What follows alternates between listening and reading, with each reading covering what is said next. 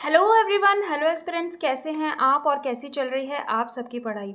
तो फ्रेंड्स, आप लोगों के भर भर के क्वेश्चंस आए हुए हैं कि हम पटवारी के लिए कहाँ से करंट अफेयर्स तैयार करें, क्योंकि एटलीस्ट मुझे सब अब लगता है कि आप लोगों ने एक बार तो रिवीजन कर ही लिया होगा।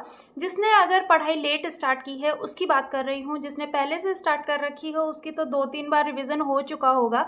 लेकिन अगर आपने एक बार ही अभी स्टार्ट किया है तो अभी आप ऑलमोस्ट अपने पास 29-30 दिन है, तो उसमें आपको अपना रिवीजन जो है वो मजबूत करना है। और साथ ही साथ में आपको जो करंट अफेयर्स है वो अब पूरी पढ़नी है, क्योंकि आपको अब जितना भी पढ़ना था सब्जेक्ट में उतना आपने पढ़ लिया है। अब आपकी बची है करंट।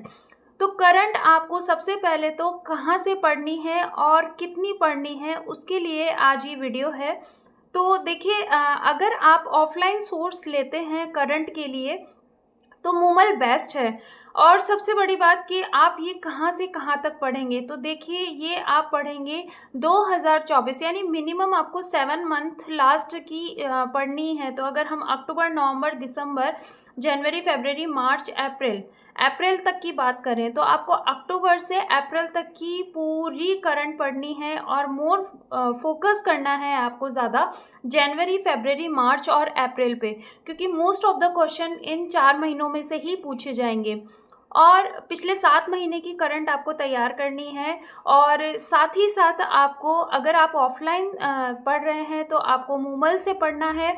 और अगर आप ऑनलाइन कर रहे हैं या फिर आप एक माइंड मैप की किताब आती है वो भी ले सकते हैं। और ऑनलाइन में आप माइंड मैप वाले सर ने जो है वो 500 क्वेश्चंस जो हैं वो 3.5-4 घंटे में करवाए हैं, तो आप उनको रेफ़र कर लीजिए। या फिर कोई भी यूट्यूब मैराथन जो कि आपको पूरा ओवरऑल जो भी नेशनल करंट है वो आपको कराते हैं, वो ज़रूर देख लीजिए। क्योंकि हमारे एग्ज़ाम में ना तो राजस्थान आ रहा है और ना ही इंटरनेशनल करंट अफेयर, सिर्फ हमारी करंट अफेयर आ रही है नेशनल वाली। तो नेशनल के जितने भी वीडियोज़ हैं अगर आप ऑनलाइन रेफ़र करते हैं तो ऑनलाइन में आप वहाँ से देख सकते हैं। और नहीं, मैं आपको बोलूँगी कि ऑफलाइन के लिए 2 बुक अच्छी हैं। एक है आपका मूमल के लिए आप वार्षिकांक ले सकते हैं, लेकिन पिछले 7 महीने का ही आपको पढ़ना है। दूसरा आपको जो बुक है वो क्रोनोलॉजी भी आप पिछले 7 महीने की अच्छे से पढ़ सकते हैं। और तीसरी किताब जो अभी रिसेंटली माइंड मैप ने निकाली है, तो वो बुक भी आप करंट अफेयर के लिए ले सकते हैं। लेकिन आपको ज़्यादा फोकस सब्जेक्ट पे करना है। करंट अफेयर्स के क्वेश्चन आराम से आपके, अगर आप इतने सोर्सेज यूज़ करते हैं तो आपके आराम से 7 से 8 प्रश्न जो है वो सही हो जाएंगे।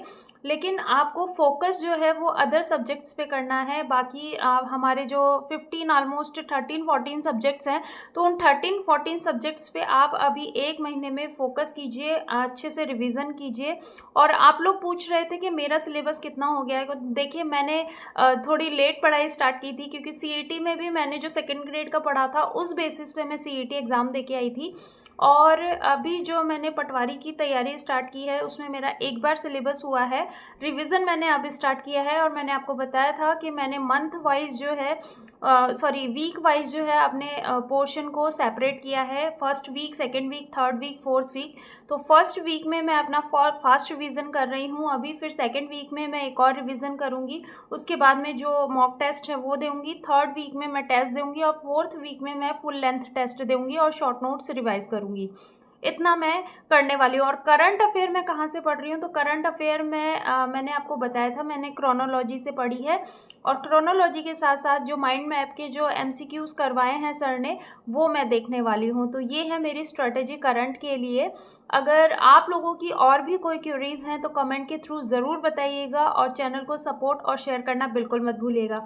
लगे रहिए, मेहनत करते रहिए, लास्ट तक हिम्मत मत हारिए, क्योंकि जब तक हम एग्जामिनेशन हॉल से बाहर नहीं निकल जाते तब तक हम अपना जो माइंड है वो पूरा पॉजिटिव रखें कि सिलेक्शन हमारा होगा और ज़रूर होगा। एग्जामिनेशन हॉल में जाने के बाद में हमें अपना पूरा 100% देना है।